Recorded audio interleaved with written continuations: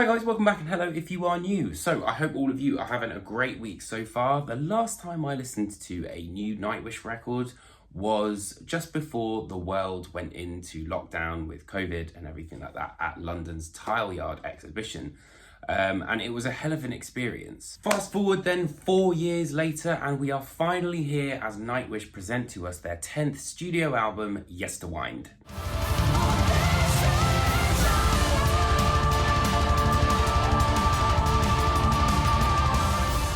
So if you're not familiar with Nightwish, they are symphonic metal titans of the tallest order. The band have gone through several different singers and sort of lineup changes and have headlined festivals throughout the world, are probably, I would say, the biggest symphonic metal act out there. And in 2015, they started a journey into sort of the natural world and that sort of idea of a concept on Endless Form's Most Beautiful. So as you can imagine, thematically, this record is the end of the trilogy that started with Endless Forms. It looks at the idea of memories, ancestry, mortality, humanism, and time itself. So pretty small things then. So the music and the concepts are intrinsically linked. And we've got the first track, which is Yesterwynde, and the final track, Lantern Light, both that have this sort of starting up of like a projector that almost sounds like that. And it makes for a really nice prologue and epilogue to the record.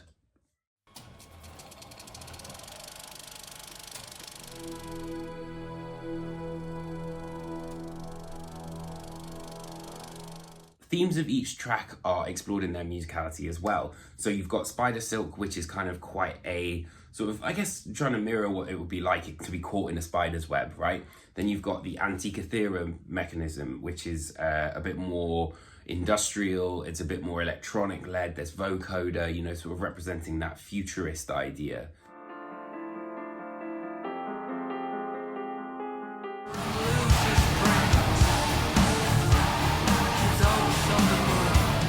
I immediately heard, though, that this is the heaviest that Nightwish have sounded in a very long time. And I feel like the album has been written with a band in mind rather than, orchestration with a band kind of tacked on, which I think was human nature to a certain degree. The Children of Atta is a great example of that, but a lot of the songs have that da-da-da-da-da-da-da-da-da-da that we've kind of like know from Nightwish. The drums, however, really are not fucking around. I think An Ocean of Strange Lands is a fantastic example of that, the Anti-Cathera mechanism as well.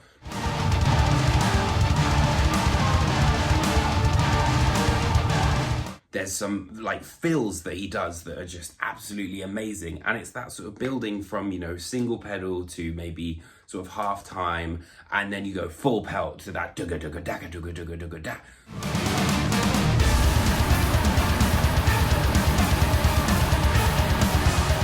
Every player is pretty much at the top of their game, and Troy Donockley can still play every fucking instrument that's ever been made. But with that idea of the heaviness, the darkness has definitely followed suit, which I think is something we've been lacking a little bit of. Something Whispered Follow Me sounds ominous and has this sort of eerie feel to it, but then there's, I would say, probably one of the most progressive tracks that the band have put out in the form of The Weave.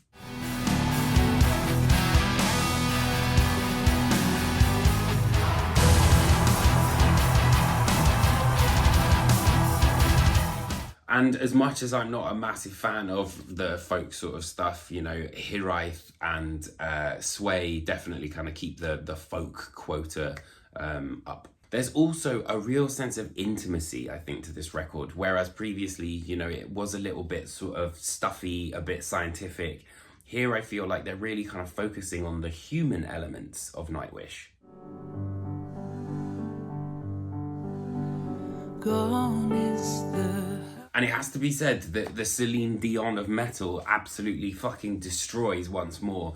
She's honest, she has to be one of the greatest, metal singers there's ever been. For me, her belting of The Weave is just like a real highlight of the record. I think it's like a 10-second kind of belt that she does.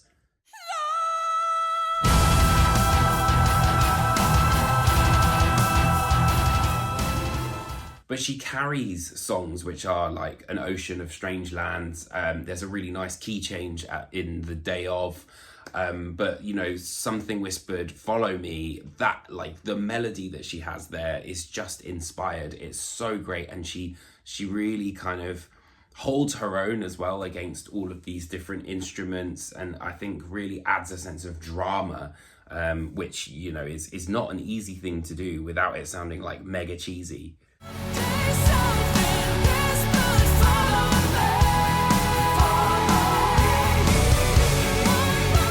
This record was mastered 7 times as well, which is a hell of a lot. With that in mind, the production is fantastic. You can hear everything. I also think a bit of a plus is that we don't have a very self-indulgent second disc, whatever, of like all of the orchestral music. If you want to listen to it, it's on streaming and that's cool, but it's not part of the record, which I think makes a big difference. So Yesterwynde is both a looking back, but also a startling look forward, I think, for Nightwish. It's a record that is bombastic, enormous, and just as explosive as you might expect from Nightwish. Yet it's also incredibly intimate, divulging its innermost secrets, you know, by candlelight. And the songwriting is absolutely brilliant. You can't fault it. I think that it's a really, really strong contender for some of the best Nightwish records there are. And it's great to hear the band kind of going back to that sound originally. So for that reason, I'm going to give this record a 9 out of 10. It's not quite a masterpiece. There were a couple of things that did let it down for me. I think some of the melodies just got a little bit curtailed, and there were some moments at the end of the songs where I was kind of like, didn't really need to go on for that long, but it's very, very good. If you're a Nightwish fan, you'll absolutely love this. So thank you ever so much for watching this album review. Let me know what you think in the comments underneath me, and if you do enjoy this, please do hit that like and subscribe. Thank you so much, and I'll see you guys very, very soon for even more album reviews.